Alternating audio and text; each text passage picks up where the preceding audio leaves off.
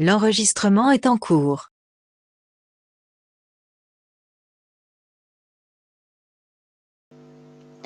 Bonjour à tous, j'espère que vous me recevez.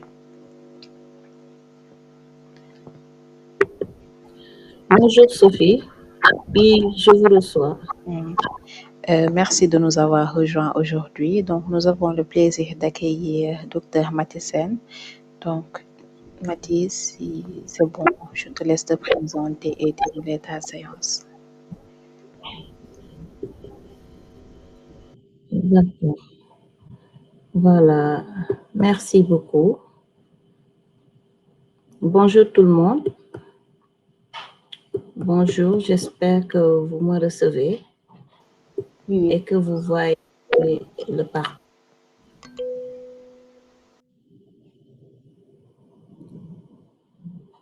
C'est bon? Est-ce que vous me recevez? Est-ce que vous voyez le partage? Oui, on te reçoit, on voit aussi le partage. Super. Voilà. Bonjour. Donc, une petite présentation. C'est Dr Mathisen, tutrice à l'Université numérique Cheikh Hamidou Kane. J'ai d'abord obtenu une maîtrise à l'Université Gaston Berger de Saint-Louis. Par la suite, j'ai dispensé des cours dans des écoles privées, ensuite à l'ISEP de Thiès. Et donc, avant d'aller à l'université de Thiès pour faire un master en réseau et télécommunications.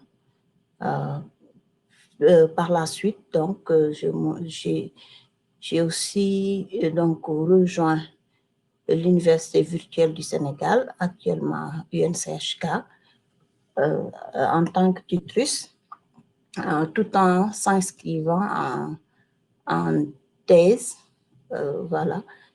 Donc, et par la suite, en combinant ces deux éléments, donc le parcours de la thèse et le tutorat à l'université numérique Cheikh Hamidou Kane. En même temps aussi, j'ai pu s'inscrire online à EMS Sénégal, donc où j'ai pu avoir un master pour approfondir tout simplement les machine learning et les NLP que j'avais vraiment besoin pour avancer dans mes recherches. Voilà, donc c'est d'ailleurs même ce master-là qui m'a permis vraiment d'avancer et d'avoir des atouts importants parce que en suivant ce master online à EMS, j'ai pu, par exemple, j'ai pu avoir des certifications en machine learning, en NLP et autres. Voilà. Maintenant, donc, aujourd'hui, ce reading group, c'est pour vous présenter cet article intitulé tout simplement Question Design using NLP. Voilà, que je vais vous présenter en français. Voilà. Donc, c'était ça, la présentation, ma présentation, je voudrais dire. Maintenant, donc, l'article, je l'ai écrit avec le directeur de ma thèse, professeur Alsan Diop, donc, et un de mes co-encadreurs, professeur Elhadj Mamadou Nguer, et donc Arnaud Zinflou, que j'ai connu à EMS, Voilà. Donc, c'est lui aussi qui m'avait encadré lorsque j'écrivais donc le mémoire pour le master de EMS. Voilà. Maintenant, donc, l'idée de cet article est des problèmes de l'université numérique. Pourquoi? Parce que tout simplement, on avait des difficultés pour regrouper les sujets d'évaluation. Donc, à chaque fois que le besoin se faisait sentir, donc lorsqu'on devait organiser des examens et autres, l'administration court fréquemment derrière les responsables de cours, donc les enseignants en quelque sorte. Voilà. Donc, par la suite aussi, donc, il y avait pas mal de difficultés pour corriger les examens organisés et autres. Voilà. Donc, pour régler ce problème-là, donc, j'avais longuement discuté avec professeur Nguer qui était autant, donc à partir de 2018, voilà, le responsable de la licence IG. Et donc, maintenant, on avait ces problèmes donc, pour organiser les examens à temps à cause des retards qu'on avait pour récupérer donc, les évaluations. Donc, autre chose aussi, si nous avons les évaluations, donc il y avait des difficultés pour les organiser. Nous recevions, voilà, l'université, je vais dire, donc par filière, n'est-ce pas? Donc, nous recevions tout simplement pas mal de fichiers qu'on ne savait pas organiser même. Voilà. Et autre chose aussi, donc nous avions des difficultés, n'est-ce pas, pour organiser ces fichiers-là. Voilà. Donc, ce qui fait qu'il y avait deux problèmes. Donc, l'un, c'était comment recevoir les évaluations, les sujets d'évaluation à temps. D'un autre côté aussi, comment les archiver, comment les organiser. Voilà.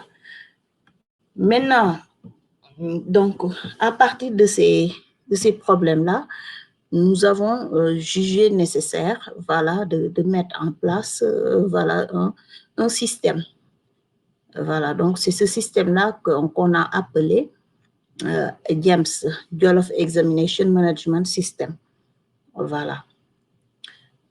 Maintenant, lorsqu'on a fait donc une étude de tout cela, n'est-ce pas? Donc, voilà, on a pu mettre en place tout simplement donc un prototype. Donc, le prototype, on a juste tout simplement démarré avec donc le langage PHP, voilà, en utilisant le modèle MVC, n'est-ce pas? Maintenant, lorsqu'on a pu travailler sur cela avec la DISI de l'UNCHK, à un moment donné aussi, on avait même pu écrire donc déjà un article qui parlait sur ça, sur le modèle Jollof Examination System. Maintenant, par la suite, donc, ce modèle aussi ne nous a pas permis donc de voilà, d'avoir ce qu'on voulait. Pourquoi? Parce que on avait des difficultés pour le peuplement de la banque et la génération donc des sujets et autres. Voilà. Donc, d'où l'idée d'utiliser des technologies assez avancées. Voilà. Ce qui nous a permis de choisir donc le traitement donc automatique du langage naturel NLP. Voilà. Donc en gros, donc c'est ça donc l'idée de ce sujet-là, de l'article. Voilà. Donc c'est bon. Bon, Sophie, n'est-ce pas, ce n'est pas interactif, je continue totalement après. On avance ou ça se passe comment? Oui, oui, tu présentes jusqu'à la fin. Après, les gens pourront en même temps poser leurs questions au niveau du chat ou bien à la fin lever la main, poser leurs questions. Voilà. Super, d'accord. D'accord, ça marche. Voilà. Donc, c'est bon. Maintenant, notez ici que les examens informatisés donc, ont connu donc une adoption croissante donc, ces dernières années.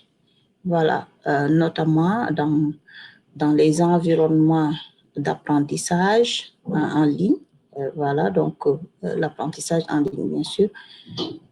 Donc, ceci donc a permis de faciliter, n'est-ce pas, la conception, l'organisation, la correction et donc la publication des sujets, n'est-ce pas? Tout en améliorant bien sûr la traçabilité et la sécurité des évaluations.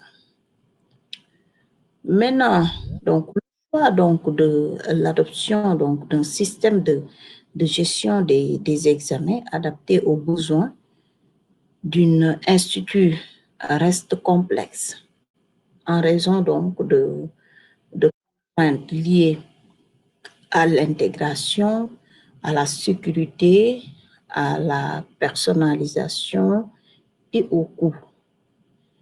Notez ici que, voilà, dans un premier temps, donc, le prototype de banque de sujets d'examen basé sur donc, une architecture MVC, donc en PHP, bien sûr, a été développé d'abord à l'UNCHK, n'est-ce pas, géré bien sûr par la DC de l'UNCHK, donc bien que fonctionnel.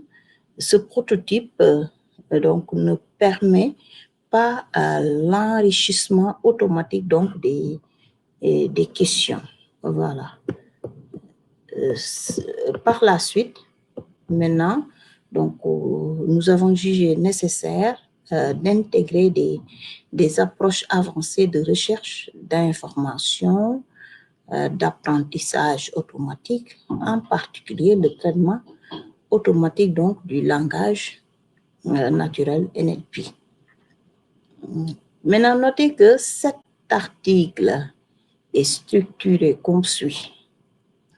D'abord, nous avons la section donc, suivante pour la présentation de l'état de l'art.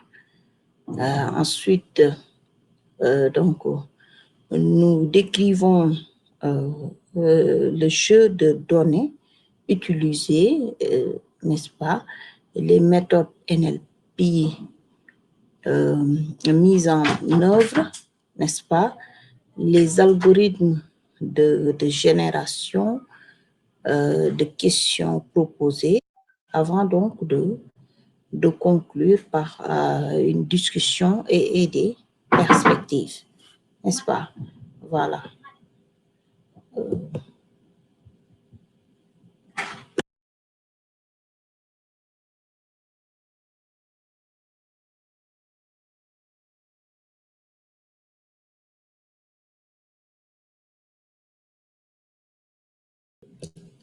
Excusez-moi.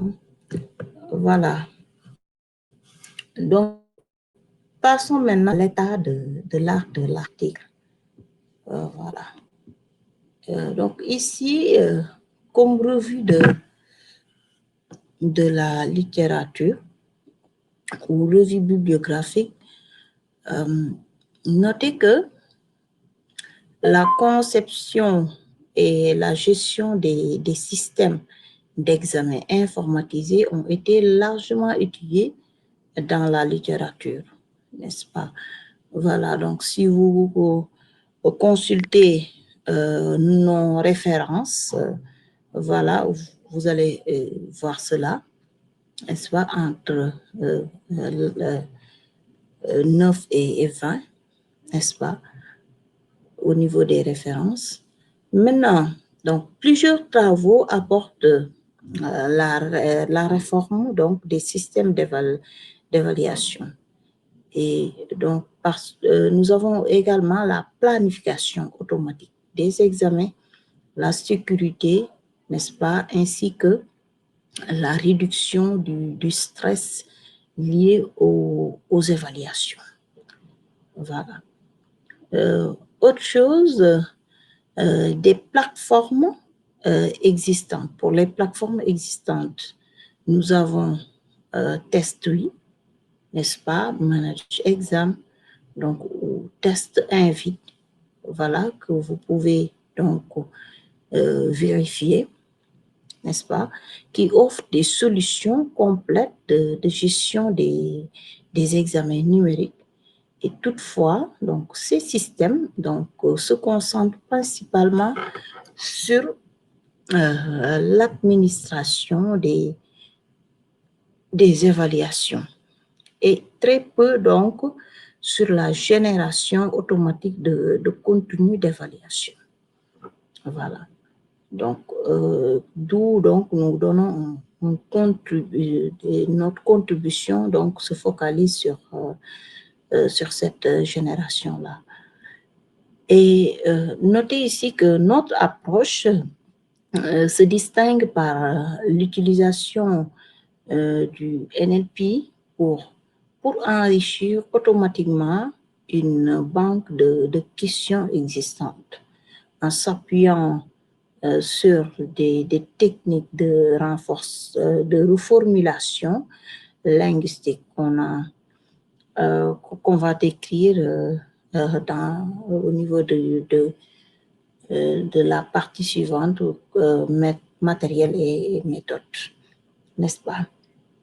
Maintenant, ici, par la suite, notez ici que cette étude porte sur les enseignements de la filière multimédia, donc de l'INCHK, n'est-ce pas, en particulier donc le module technologie Web 1, n'est-ce pas, on a pris ce cas-là, voilà, où nous allons donc tester que les questions sur le langage HTML, donc CSS, le cours, donc technologie Web 1, donc où nous allons faire que le HTML et CSS.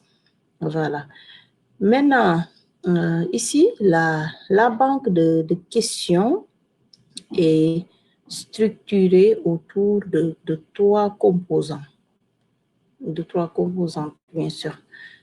D'abord, les questions proposées par les enseignants, les réponses correctes associées, les distracteurs qui sont optionnels.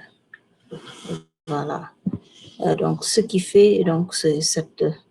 ce qui montre ici au niveau de la figure 1, donc la structure de la banque de questions. Voilà. Maintenant, concernant donc l'approche NLP utilisée ici, nous avons d'abord le traitement automatique du langage naturel qui vise à permettre aux machines de comprendre analyser et générer donc le langage humain, n'est-ce pas? Maintenant, dans ce travail, donc, nous utilisons la bibliothèque Spicy, n'est-ce pas, pour effectuer donc tout simplement un pré-traitement minimal incluant la tokenisation, la suppression de la ponctuation et des mots vides. Voilà. Maintenant, ici, la génération de questions par négation, d'abord. Cette méthode donc consiste à transformer une question donc affirmative en question négative ou l'inverse en quelque sorte. Et l'algorithme repose sur la détection automatique du verbe dans la phrase, l'insertion de la négation en utilisant les expressions régulières. Voilà, comme vous pouvez le remarquer au niveau donc de la capture. Voilà.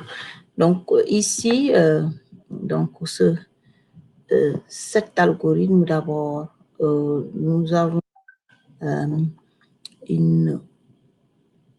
tout d'abord, nous déterminons d'abord donc dans la phrase donc le verbe, n'est-ce pas? Donc trouve le verbe.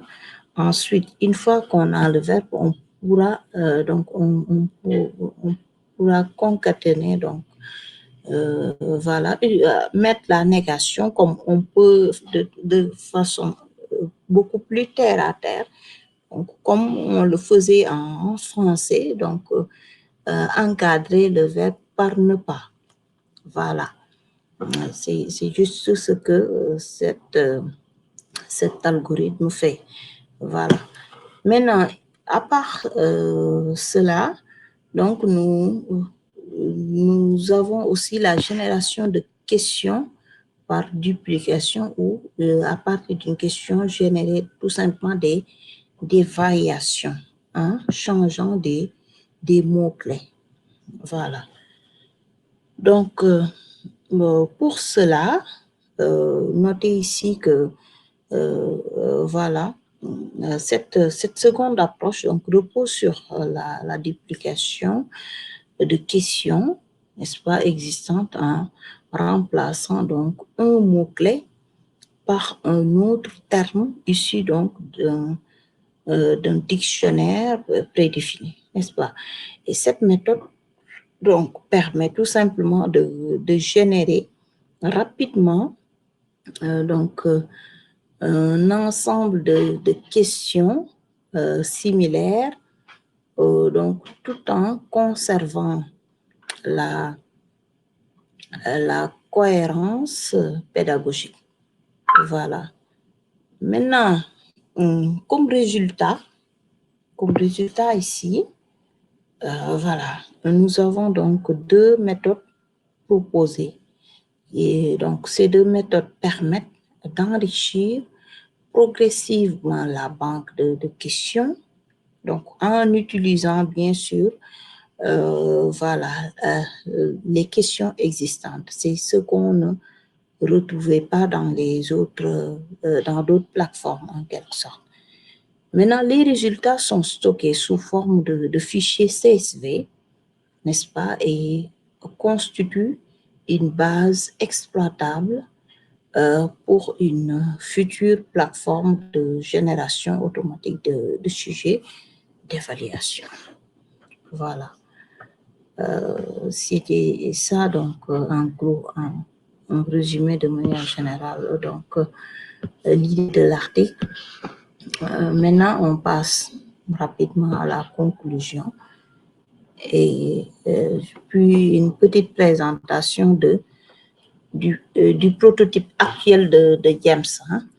Maintenant, ici, donc, en conclusion et perspective, dans cet article, nous avons proposé une approche de génération automatique de questions d'évaluation à partir d'une banque existante en utilisant des techniques de NLP basées donc sur la génération et la reformulation lexicale, n'est-ce pas?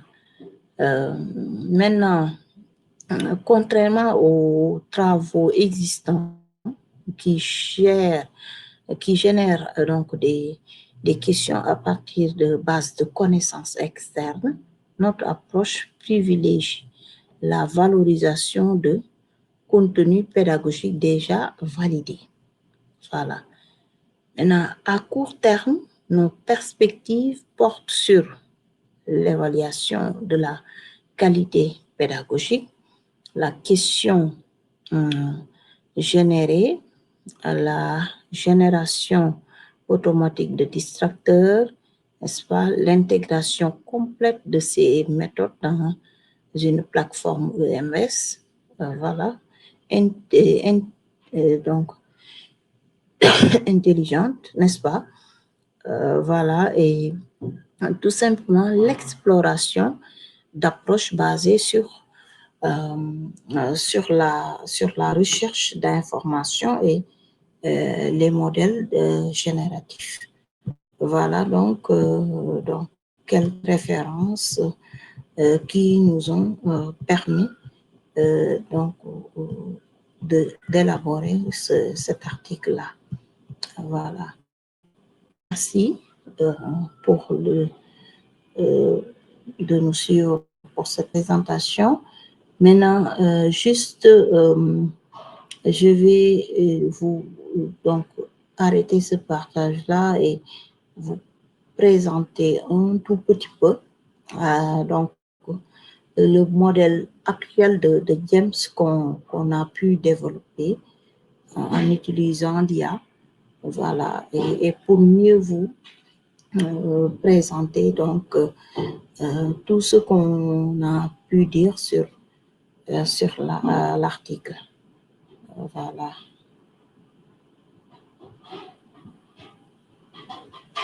Donc ici,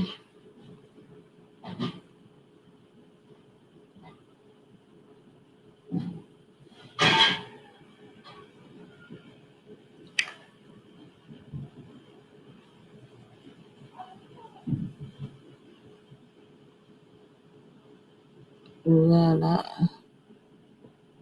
C'est bon, vous voyez donc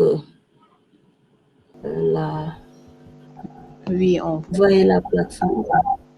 Voilà. Et donc, voilà, vous voyez. Donc ici, c'est pas mon profil, par exemple. Vous pouvez même, par exemple, bon, je sais pas, il y a un chat normalement au niveau de... C'est james.sn, n'est-ce pas? Vous pouvez même, peut-être c'est les formats de s'inscrire, même pour tester et nous revenir. Hein? Voilà. Donc, pour concrétiser l'idée, n'est-ce pas, vous pouvez comme vous pouvez le constater, je ne sais pas si vous connaissez Bolt ou autre, j'ai même utilisé Bolt pour le développer. Hein. Voilà, et derrière une base de données, voilà, pour développer ce prototype-là. Maintenant, ici, donc, par exemple, le cours de technologie web 1 que je suis en train d'implémenter au niveau de la plateforme, vous pouvez voilà, le cours est là. Donc, on peut, une fois qu'on s'inscrit, on peut créer un cours. Maintenant, l'idéal, c'est tout simplement d'abord de banaliser pas mal de questions, d'ajouter des questions. Donc, on peut juste ajouter une question. Voilà. Les questions, on peut ajouter des QRM, donc questions à réponse multiple, voilà, et des questions ouvertes, n'est-ce pas? Maintenant, voilà, tout dépend si c'est un QCM, un QRM. Vous voyez l'environnement des questions ouvertes, il n'y aura que donc la question, voilà, et autres, n'est-ce pas? Et automatiquement, là, par exemple, je suis à 53 questions, n'est-ce pas? Je suis à 53 questions. Mais maintenant, une fois qu'on ajoute des questions, on a une fois qu'on a des questions, donc voilà, on pourra générer donc des évaluations. On peut utiliser l'IA aussi. Donc là, pour voilà, là j'ai pas de questions. Donc à partir des questions existantes, donc je peux générer avec l'IA 5 questions, voilà, 2 questions par exemple ici. Voilà, donc les types de questions, c'est au choix, je peux générer uniquement des questions mixtes ou autres. Donc niveau de difficulté, donc je peux choisir le niveau de difficulté moyen, donc style, je prends similaire ou variation ou avancé, ça dépend. Et je génère. Dans ce cas-là, il va utiliser les questions donc existantes. Par exemple, considérant les éléments précédents, donner les balises de métadonnées. Voilà. Pour les balises de métadonnées, par exemple, cette question-là, on avait donc les éléments précédents, donc donner les balises de métadonnées, c'était tout simplement ça la question. Maintenant, donc pour ajouter des variantes, on a ça. Donc, et on a les options. Ici, il n'a pas donné la bonne réponse. Voilà. Maintenant, il pourra le faire, n'est-ce pas? Maintenant, la deuxième question, donc c'est une reformulation. C'est un chimiste donc qui a développé donc le prototype du World Wide Web. Donc expliquer la réponse, voilà.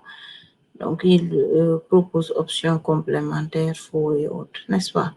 Donc des choses qu'on peut générer, mais que vous pouvez, qui sont modifiables en quelque sorte, voilà. Donc, on peut générer, on peut modifier après et autres.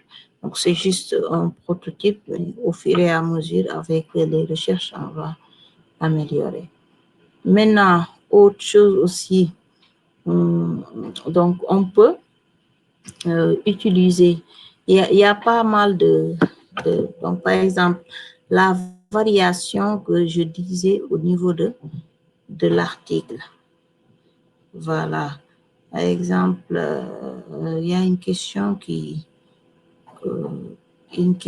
où quelle est la classe CSS correcte ici. Donc, quel est l'attribut HTML? Donc, quel attribut HTML est utilisé pour définir les styles en ligne, n'est-ce pas? Donc, on peut modifier pour peupler la banque. Que signifie CSS? C'est pas ça. Donc, là, donc, par choix en quelque sorte, n'est-ce pas? Voilà. Lesquels des attributs donc n'appartiennent pas donc à HTML5. Lesquels des balises n'appartiennent pas à HTML5. Voilà. Donc, quel attribut HTML est utilisé pour ajouter un style, n'est-ce pas? Voilà. Donc, l'encodage, j'essaie de chercher une question que je peux donc modifier davantage. L'encodage d'URL, donc donc la définition en quelque sorte. Quel est l'élément donc méta? Quel est l'élément méta permettant donc à une page web de s'adapter et autres. Donc, quelles sont les balises de style, n'est-ce pas? Voilà. UTF-8 et donc là, à la place de UTF-8, on pouvait même mettre ASCII par exemple pour changer, par exemple, ça dépend. Maintenant, ici par exemple, on pouvait mettre ASCII et ajouter d'autres réponses pour UTF-8. Voilà. Pas mal de questions.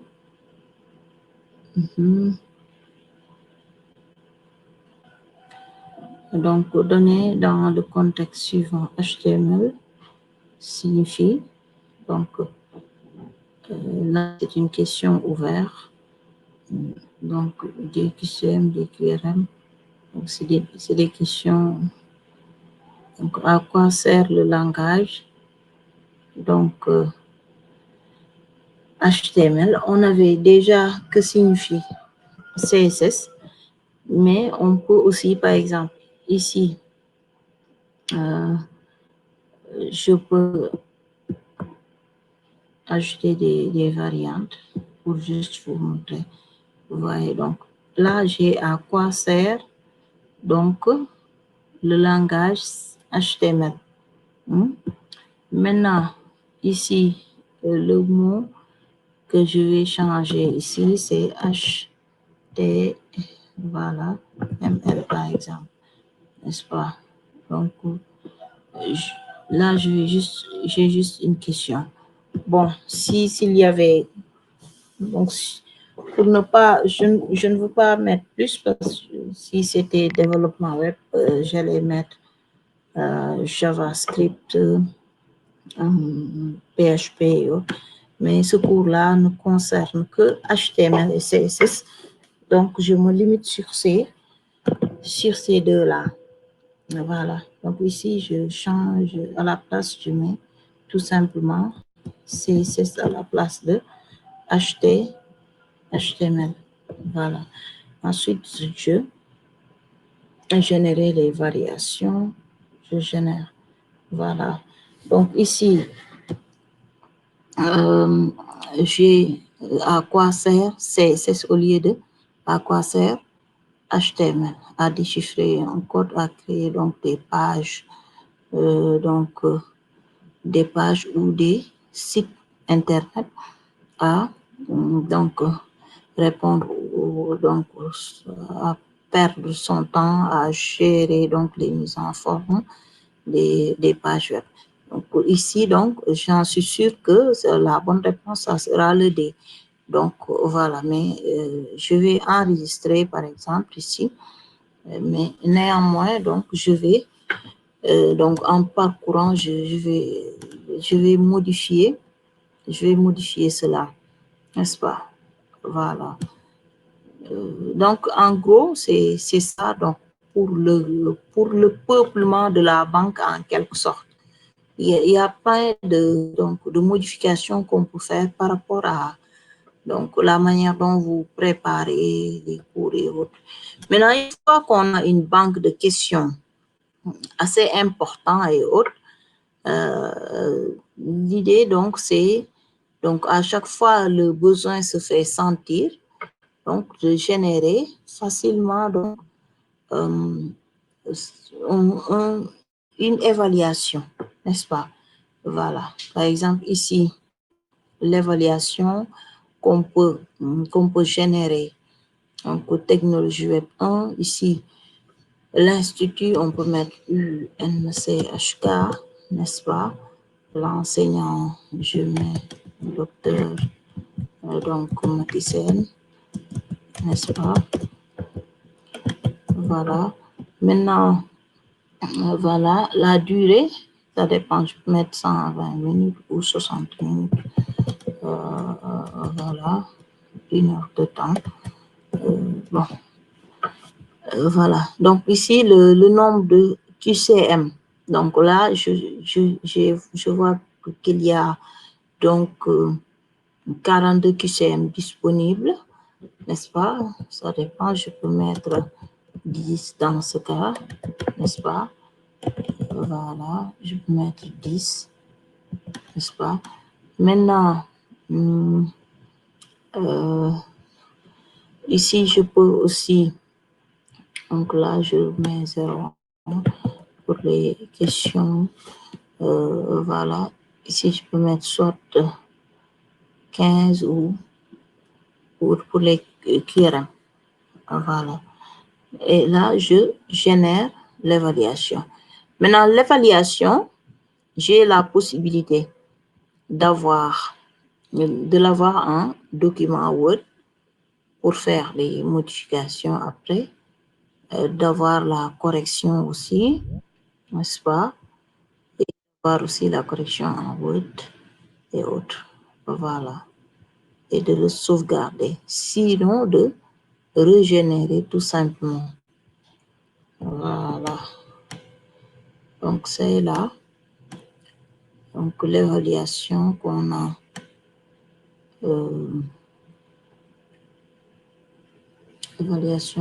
générée, les 15 questions qui sont là, avec leur barème, n'est-ce pas? Par exemple, je peux générer en document Word, n'est-ce pas? Voilà. Donc, je peux générer en document Word, le mettre dans le bureau. Voilà. Bon, ça existe déjà, je remplace. Voilà. Donc, je peux l'ouvrir, par exemple, l'ouvrir.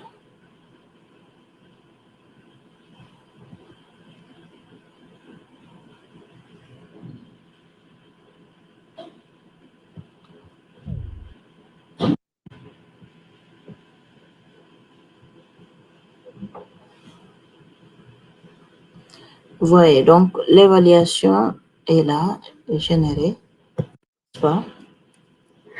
Maintenant, je peux donc parcourir l'évaluation. Si c'est OK, c'est bon. S'il y a des modifications, j'essaie de modifier davantage. Voilà.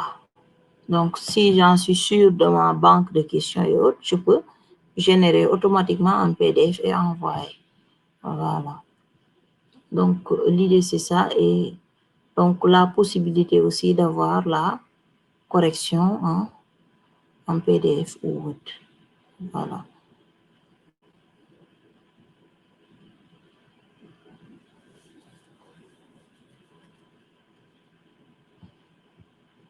Voilà, la correction est là. Donc j'ai bien la correction ici. Donc, voilà. Donc, au fait, ce qui se passe à l'UNCHK, par exemple,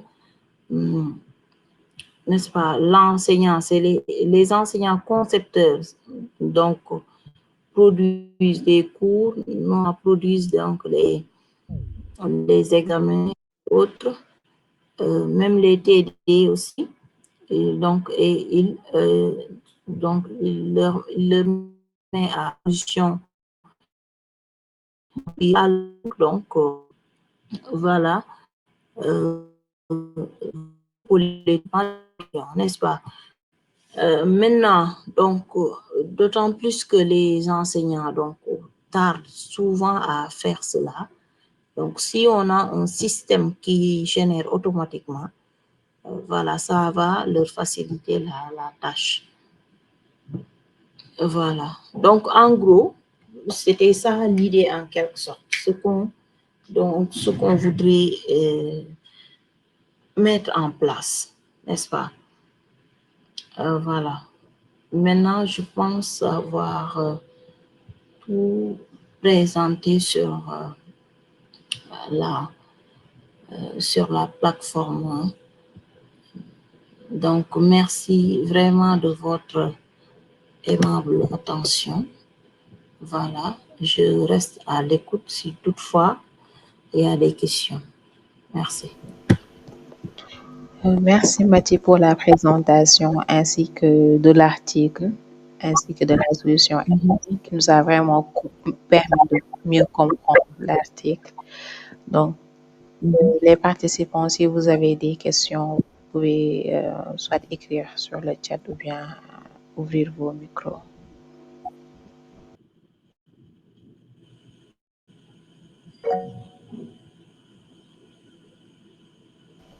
Oui, Hadikama. Alors, bonsoir à tous et merci beaucoup à Mathie pour cette présentation. Donc, j'ai rejoint un cours de route. J'ai vraiment pas suivi le début. Par contre, j'ai juste vu le titre du papier. Du coup, j'aimerais avoir juste un résumé pour mieux comprendre à quoi se rapporte ce beau travail, Mathie. Merci aussi, merci encore pour cette présentation. Merci. Merci, Khadi.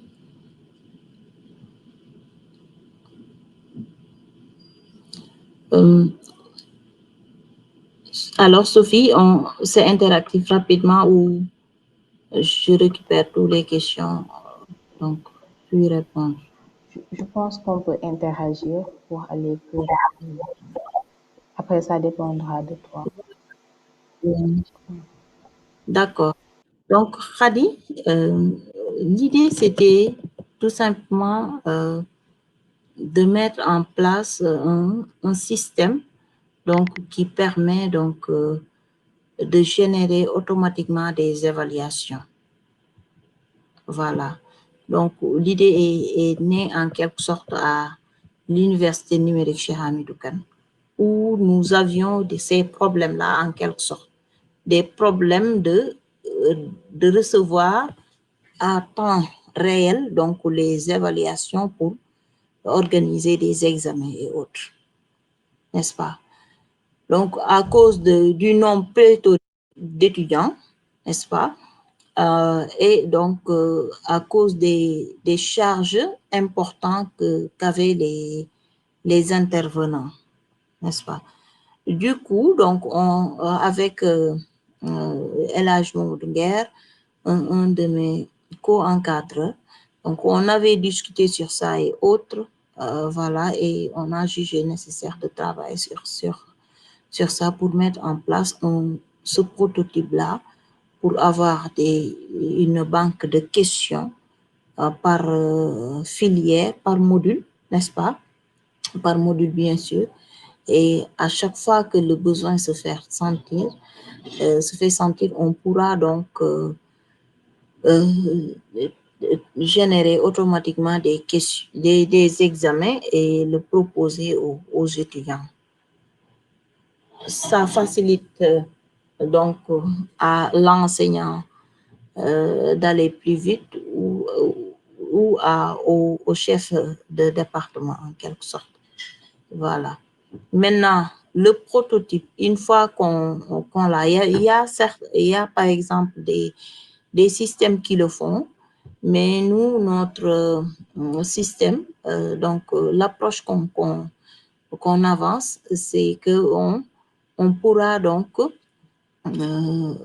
peupler la banque de questions en s'inspirant donc des questions existantes, en faisant des modifications avec les questions existantes, une fois qu'on a une banque assez peuplée. Voilà.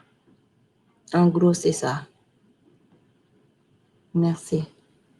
D'accord, c'est excellent. Maintenant, j'aimerais juste savoir la génération, comment ça se passe. Vous avez entraîné votre propre modèle ou bien techniquement, comment ça s'est passé? Voilà, donc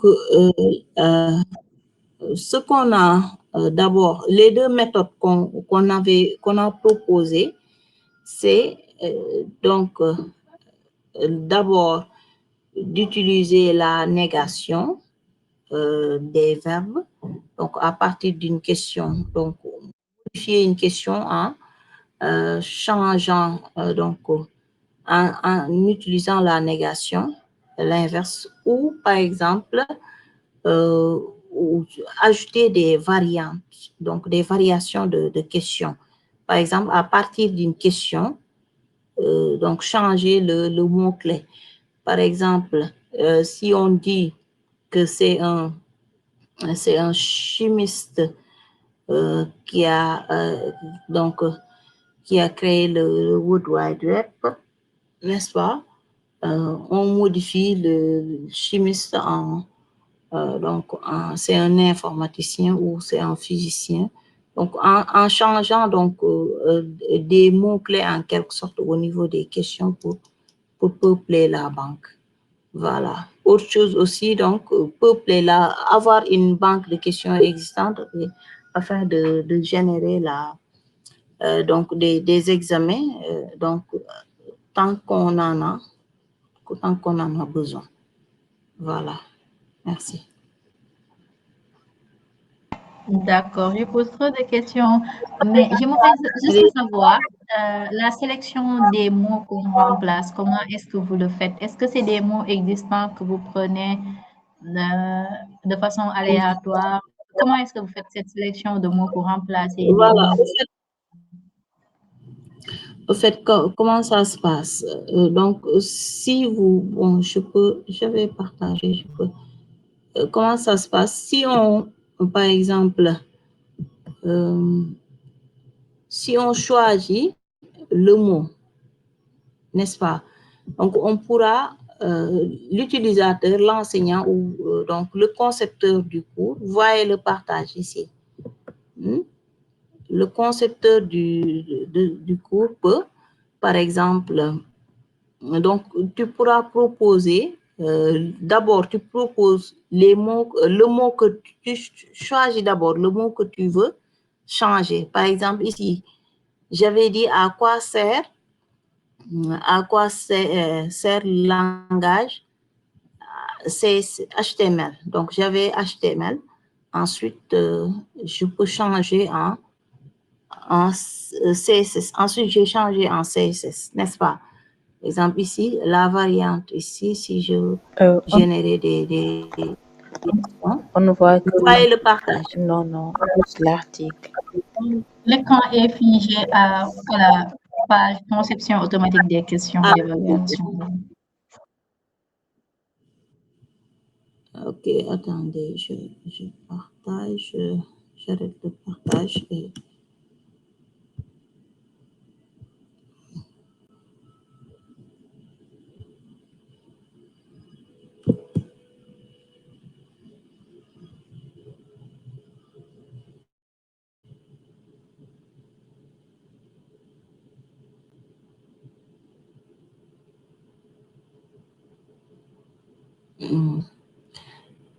Là, vous voyez? Oui, Vous je voyez vois le votre écran. partage? Oui, je vois le partage. Attendez, je ferme cette fenêtre-là. Vous voyez que là, j'ai pas mal de questions. J'ai par exemple ici 54 questions.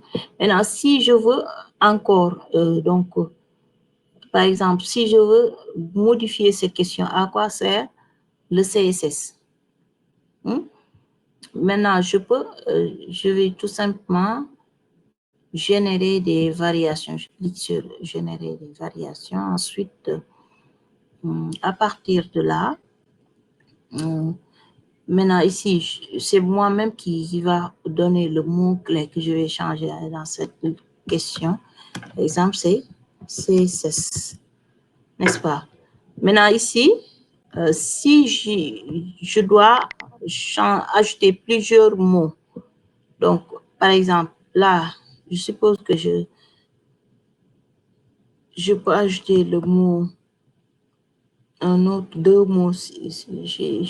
Donc là, la première, je vais mettre, par exemple, JS, voilà, Java, donc script,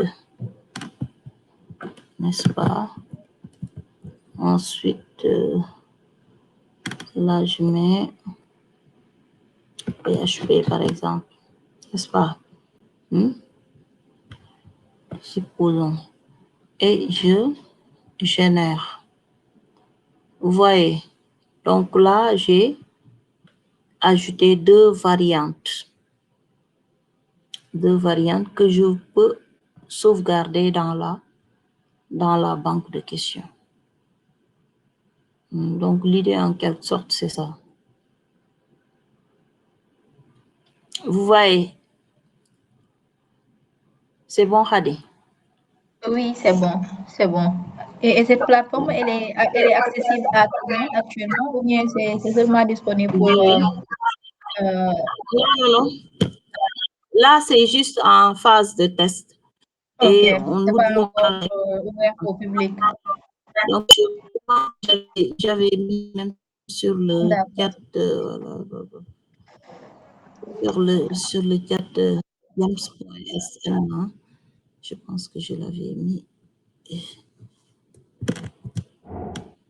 Voilà, c'est accessible. Voilà, en gros, c'est ça la variation donc qu'on peut mettre sur pour peupler la banque. À part ça, donc on ajoute présentement les questions manuellement. Voilà.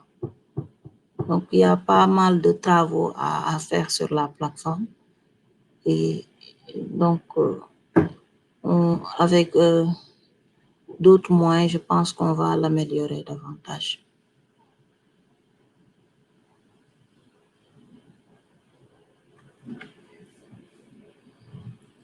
C'est bon? Top. Merci, c'est excellent, Mathis. Merci. Oui, merci, Fadi. Y a-t-il d'autres questions? D'autres questions?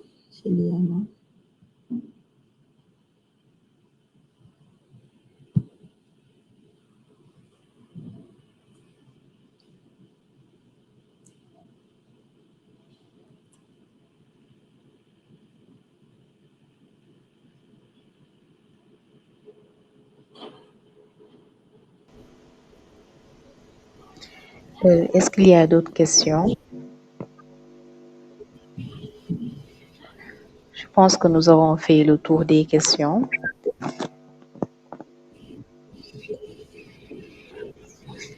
Donc, merci beaucoup, Mathieu, pour la présentation et d'avoir accepté de nous rejoindre aujourd'hui pour cette présentation. Merci énormément. Merci, Sophie, et merci à tout le monde. Merci beaucoup. Je pense que nous allons nous en arrêter là pour aujourd'hui. Merci beaucoup. Merci, au revoir. Merci et à la prochaine, Inch'Allah. Merci, Inch'Allah. Merci. Bye. Merci, Khadi. À la prochaine.